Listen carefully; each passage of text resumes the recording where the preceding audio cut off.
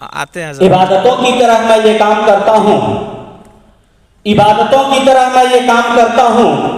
میرا اصول ہے پہلے سلام کرتا ہوں، السلام علیکم ورحمۃ اللہ وبرکاتہ۔ وعلیکم السلام ورحمۃ اللہ وبرکاتہ۔ سامعین، میرا نام وجیہ الحق ہے، میں نوادہ پرسونی کا رہنے والا ہوں۔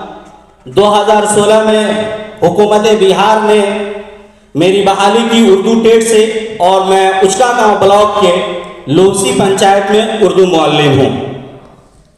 سامعین، آج جس موضوع پہ مجھے لب کشائی کا موقع ملا ہے وہ ہے اردو ہماری مشترکہ وراثت۔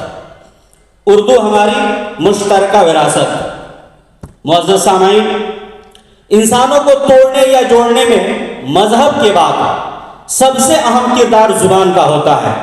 زبان مذہب اور دھرم سے نہیں بلکہ سماجی روابط کے بطن سے جنم لیتی ہے۔ سماج میں رہنے والا ہر انسان شعوری یا غیر شعوری طور پر اس کی پرداخت کرتا ہے۔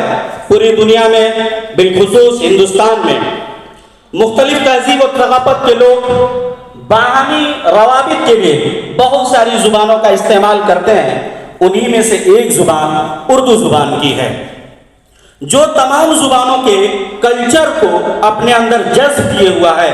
تبھی داغ دہلوی نے یہ شعر کہا تھا، اردو ہے جس کا نام ہم ہی جانتے ہیں داغ، اردو ہے جس کا نام ہم ہی جانتے ہیں داغ، سارے جہاں میں دھوم ہماری زبان کی ہے۔ سامعین، ہندوستانی پس منظر میں اگر غور کیا جائے تو یہاں روزمرہ کی زندگی میں خصوصی طور سے دو زبانوں کا استعمال ہوتا ہے، پہلی ہندی اور دوسری اردو۔ حسن اتفاق یہ کہ یہ دونوں زبان ماڈرن زبان میں موجود ہیں، اور ان کی موجود یعنی ان دونوں زبانوں کی موجود کھڑی بولی ہے۔ یہی وجہ ہے کہ اکثر و بیشتر لوگ ان دونوں زبانوں میں فرق نہیں کر پاتے ہیں کہ آیا بولنے والا اردو بول رہا ہے یا ہندی بول رہا ہے۔ اکثریت کا ماننا یہ ہے کہ یہ دونوں زبانیں سگی بہنوں کی طرح ہیں، اور ان کے باہمی لسانی تعلقات ایسے ہیں کہ عالمی شہرت یافتہ شاعر مرحوم جناب منور رانا نے یہ کہا تھا کہ سگی بہنوں کا جو رشتہ ہے اردو اور ہندی میں ہے، سگی بہنوں کا جو رشتہ ہے اردو اور ہندی میں کہیں دنیا کے دو زندہ زبانوں میں نہیں ملتا۔ ہندوستان میں دو مذاہب کے لوگوں کی اکثریت ہے، ہندو اور مسلمان۔ انہی دونوں کو آپسی میل جول سے اردو کی پیدائش ہوئی ہے۔ یہ خالص ہندوستانی زبان ہے، اسی لیے اہل علم اور اہل زبان اس زبان کو ہندوستانی زبان کی مشترکہ وراثت تسلیم کرتے ہیں۔ ہندوستان میں اردو کو فروغ دینے اور اس کی نشو و نما میں جتنا تعاون مسلم ادیبوں، شاعروں اور صوفیوں نے پیش کیا ہے، اس سے کسی بھی صورت کم تعاون غیر مسلم ادباء و شعراء کی نہیں ہے۔ ان دونوں ہندوستانیوں نے اپنی اس زبان کو عروج پر پہنچانے میں اپنے بیش بہا سرمایہ لگایا ہے۔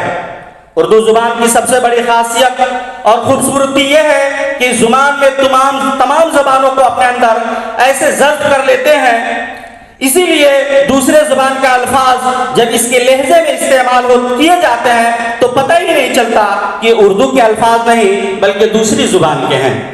یہی وجہ ہے کہ اس کی رونق اور خوبصورتی صرف بھارت میں ہی نہیں بلکہ دوسرے ممالک میں پھیلی ہوئی ہے۔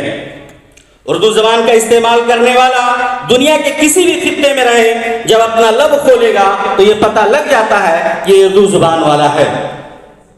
اردو کے اندر ایسی شیرینی ہے کہ جب تک کوئی بھی واعظ، کوئی بھی وقتہ اور کوئی بھی اسپیکر اپنی بات میں اردو کے الفاظ کا استعمال نہیں کرتا ہے تو اس کی بات ادھوری سی لگتی ہے، اور جب کوئی وقتہ ان دونوں سگی بہنوں کو ملا کر اپنی بات کو رکھتا ہے تو اس کی خوبصورتی بھی بڑھ جاتی ہے اور لوگوں کو بات بھی پوری سمجھ میں آ جاتی ہے۔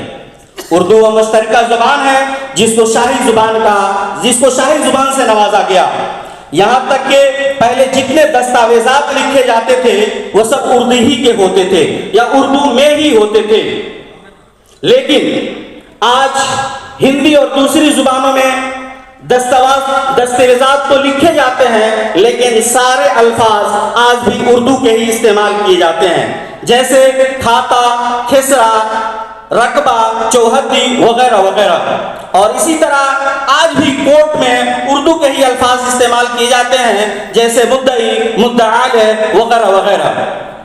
اردو زبان کسی ایک قوم، کسی خاص خطے، کسی ایک ملک کی زبان نہیں ہے، بلکہ اس کے پڑھنے والے، لکھنے، بولنے اور سمجھنے والے آپ کو دنیا کے اکثر حصے میں مل جائیں گے۔ اردو اگر کسی ایک قوم، کسی خاص خطے، کسی ایک ملک کی زبان ہوتی تو ڈاکٹر برج نارائن چکبس، جگن ناتھ آزاد، نریش کمار صاحب، راجندر سنگھ بیدی وغیرہ ان سب علماء و شعراء اور ان جیسے ہزاروں شعراء کو اردو آبادی یاد نہیں کرتی، لیکن آج بھی اردو آبادی ان کو بڑے شوق سے پڑھتی ہے، اور یہی تو اردو کی مشترکہ تہذیب کی پہچان ہے، اور ان دونوں سگی بہنوں ہندی اور اردو کی خوبصورتی بھی ہے جو آپ کو ہر جگہ دیکھنے اور سننے کو ملتی ہے۔ سامعین، اردو مشترکہ زبان ہے کہ اگر ہندی فلموں سے اردو کو الگ کر دیا جائے تو تمام اسکرپٹ، ہندی گانے ادھورے رہنے لگیں گے، اور آگے بڑھ کر کہیں تو یہ غلط نہ ہوگا کہ اردو اور ہندی کے سنگم سے ہی بالی ووڈ کے گانوں میں خوبصورتی آتی ہے اور سننے والوں کو مزہ بھی آتا ہے۔ سامعین، ہم میں سے کسی کو بھی اس غلط فہمی میں نہیں رہنا چاہیے کہ اردو ہماری مشترکہ وراثت نہیں ہے، بلکہ پوری دنیا میں آپ جہاں دیکھیں، جس میدان میں دیکھیں، وہاں آپ کو اردو کسی نہ کسی شکل میں مل ہی جائے گی۔ میں اپنی باتوں کو زیادہ طول نہ دیتے ہوئے اس شعر کے ساتھ ختم کرتا ہوں۔ لپٹ جاتا ہوں ماں سے اور موسی مسکرا